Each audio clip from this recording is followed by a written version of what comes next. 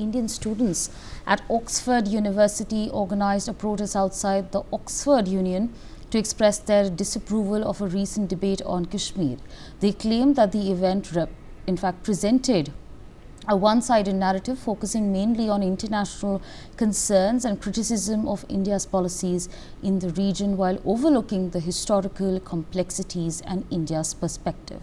Protesters gathered with placards reading slogans such as Kashmir is India and Say No to Bias, calling on the Oxford Union to ensure balanced discussions that incorporate the voices of Indian nationals and Kashmiris who support integration with India. They argued that the debate reinforced negative stereotypes and neglected India's efforts in Kashmir, especially in areas of infrastructure, healthcare and economical development. This comes after Oxford Union, the debating society of Oxford University, hosted an event titled "This House Believes in the Independent State of Kashmir." The debate has seen widespread outrage from Indians both here and in the UK for the bizarre topic picked by the Oxford Union. Moreover, the panelists are Pakistan proxy Muzammil Ayub Thakur Zafar Khan, who belong to jailed terrorist Yasin Malik's JKLF. So, well, the question that arises is, why has Oxford now chosen to needle India on Kashmir, which recently witnessed historic turnout during the elections? And if Oxford wants to discuss independent Kashmir, why shouldn't we here discuss independent Northern Ireland or independent Scotland? Ria on the telecast with me. Ria, take our viewers through the details that are coming in from these protests that are now taking place in the UK.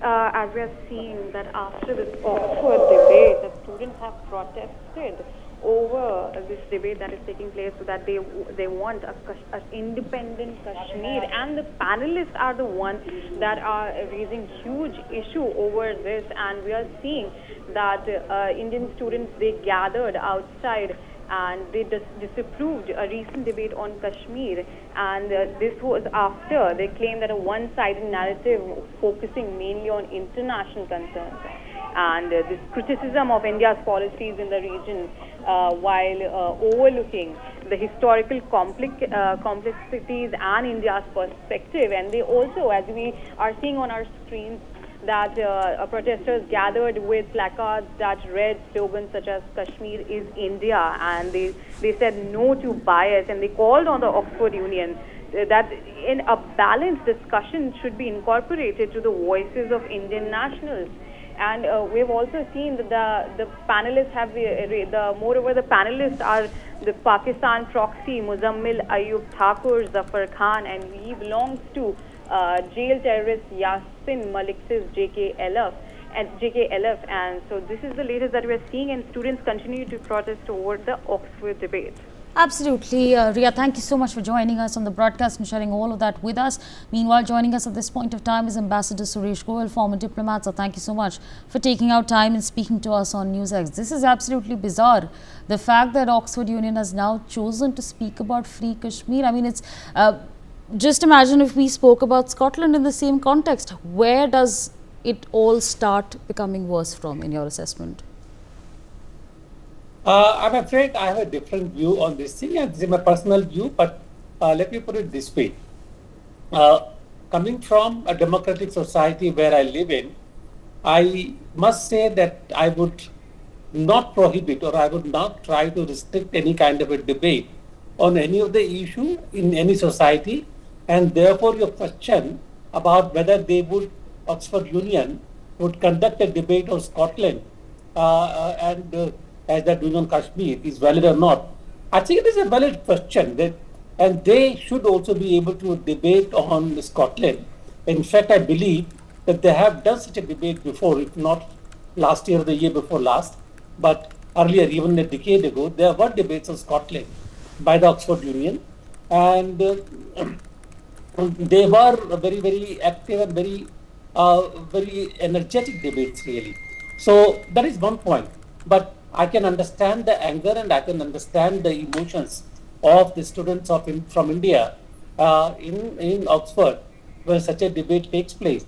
my only take would be that when a debate of this kind takes place, rather than protesting and this is again my personal view, rather than protesting and going to the street, such actions of the union should be repudiated through argument and through debate, where I know that Indian students have been very, very good. In fact, I was seeing one of the debate in Oxford, where one young student was able to refute many of the arguments from the Western liberal societies on human rights situation in India very effectively.